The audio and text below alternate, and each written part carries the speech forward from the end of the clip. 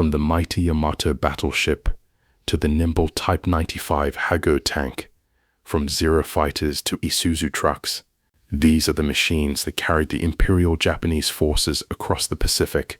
From Pearl Harbor to the jungles of Burma, every vehicle played its part in history. Let's begin with tanks and armored vehicles. Tanks and armored vehicles. Type 89 Chiro, medium tank, Japan's first domestically produced tank, with its distinctive riveted armor and short-barreled 57mm gun. It served throughout China and the early Pacific campaigns. Though slow and lightly armored by Western standards, it dominated Asian battlefields where heavy armor was rare. Type 95 Hago light tank, the most produced Japanese tank of the war. Small, fast, and mechanically reliable, it featured a 37mm gun and thin armor. In the jungles and rice paddies of Southeast Asia, its lightweight proved advantageous where heavier tanks would bog down. Type 97 Chiha medium tank, the workhorse of Japanese armored forces. With improved armor and a 57mm gun, it became the standard medium tank. Later variants mounted a high-velocity 47mm gun for better anti-tank capability against increasingly tough Allied armor. Type 97 Shinhoto Chiha, an upgraded Chiha mounting the powerful Type 1 47mm gun in a larger turret. This modification significantly improved anti-tank performance, allowing Japanese tankers to engage Allied medium tanks on more equal terms. Type 1 Chihi medium tank, a more modern design with sloped armor and improved engine, developed to counter Allied armor superiority. Few reached combat before the war ended, representing Japan's missed opportunity for armored parity. Type 2 Kamai amphibious tank, a unique swimming tank featuring detachable pontoons. Designed for island-hopping campaigns, it could traverse water under its own power before shedding flotation devices to fight as a conventional light tank. Type 3 Chinyu medium tank, mounting a powerful 75mm gun derived from anti-aircraft weapons. This was Japan's answer to the Sherman. Arriving too late and in too few numbers, most were held back for homeland defense. Type 4 Cheeto medium tank, Japan's attempt at a true medium tank comparable to the T-34 and Sherman. With a long 75mm gun and thicker armor, it existed only as prototypes, another victim of Japan's collapsing industrial capacity. Type 5 Chiri medium tank, an ambitious heavy tank project featuring a powerful 75mm gun with an autoloader. Only one prototype was completed before surrender, representing Japan's unrealized armored ambitions. Type 97 Tiki tankette, barely larger than a motorcycle with tracks, armed with just a machine gun. It served primarily in reconnaissance and security roles, where its small size was an advantage. Tank destroyers and assault guns. Type 1 Honi, Ibersuritani, Japan's first self-propelled gun, mounting a 75mm gun on a Chiha chassis. The open-top design left crews exposed, but it provided mobile artillery support for armored units. Type 1 Honi the Cirque, an improved version with the gun mounted lower in the hull for a better profile.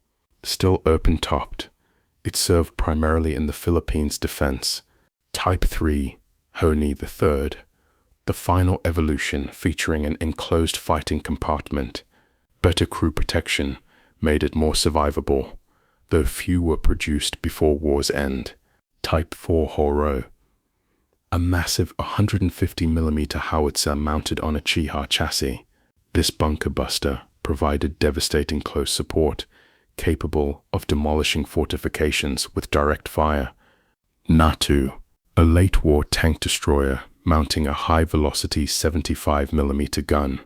Developed frantically as Allied tanks grew more formidable, it never saw combat, remaining in Japan for homeland defense. Armored cars and Reconnaissance. Type 92 Ju Sokosha, a primitive armored car on a commercial truck chassis. Lightly armored and armed with machine guns, It served primarily in China, where opposition was light. Type 93 Somo armored car, a six-wheeled reconnaissance vehicle, featuring a small turret, fast on roads, but helpless in mud. It operated mainly in Manchuria and northern China. Sumida armored car, an early improvisation mounting armor and weapons on truck chassis, crude but functional. It served with military police and occupation forces. Type 97 TK armored car. Despite sharing a name with the tankette, this was a four-wheeled armored car, light and fast. It performed scouting missions, where its speed compensated for thin armor.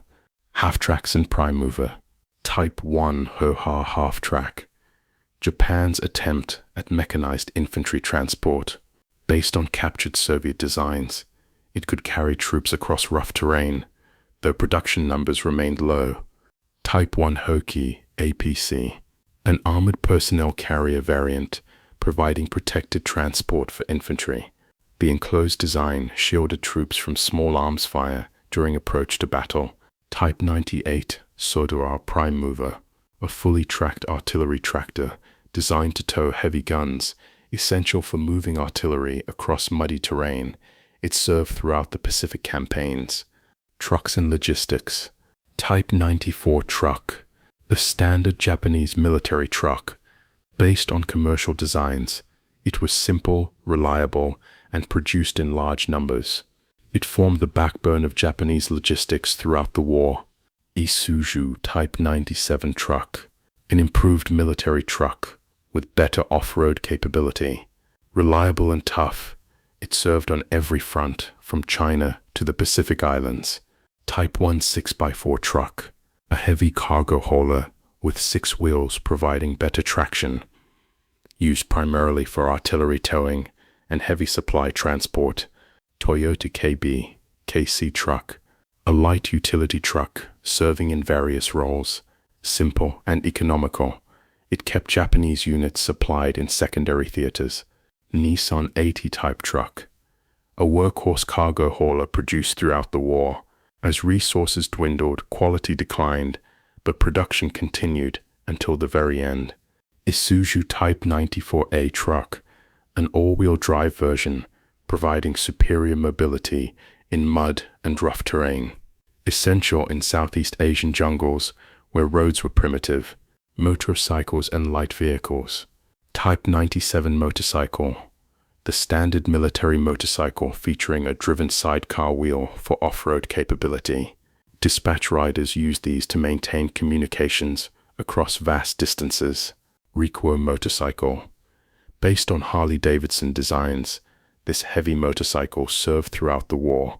Reliable and powerful, it was favored by officers and military police.